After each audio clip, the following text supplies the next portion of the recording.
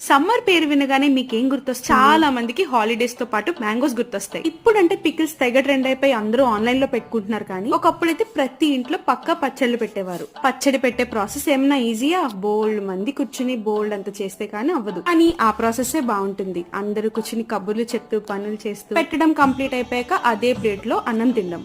చిన్నప్పుడు మా అమ్మమ్మ మేము ఉన్నప్పుడు పచ్చడి పెడితే అందరం చుట్టూ కూర్చుని ఒక్కొక్క ముద్ద తినే. అదేంటో గానీ ఎంత తిన్నా ఇంకా తినాలనిపిస్తుంది. ఈ సమ్మర్ మా పెద్దమ్మ కూడా పచ్చడి పెట్టినప్పుడు మేము చుట్టూ కూర్చొని లొట్టలేసుకుంటూ తిన్నాం. మరి ప్లేట్ చూస్తుంటేనే నోరూరిపోతుంది. చిన్న పెద్ద తేడా లేకుండా అందరం వెయిట్ చేసి అయిపోయినా మళ్ళీ మళ్ళీ కలుపుకుని మరి యాక్చువల్లీ ప్రెగ్నెన్సీలో ఇంత కారం తినకూడదు. బట్ అయితే ఈ క్రేవింగ్ అయితే ఆపుకోలేక కొంచెం అయితే తిన్నాం. ఇది తినడం కోసం వేడివేడిగా అప్పుడప్పుడే అన్నం పెట్టుకుని ఒక 2-3 సార్లు కలుపుకుని అయితే తినే. మా బుడ్డంకి కళ్ళల్లో నీళ్ళు వస్తున్నా కూడా అలాగే తినేసింది, నచ్చిందని. మీరు ఈ సంవత్సరం కొత్త పచ్చడి పెట్టుకున్నారా? Comment down and let me know. Last గా సబ్స్క్రైబ్.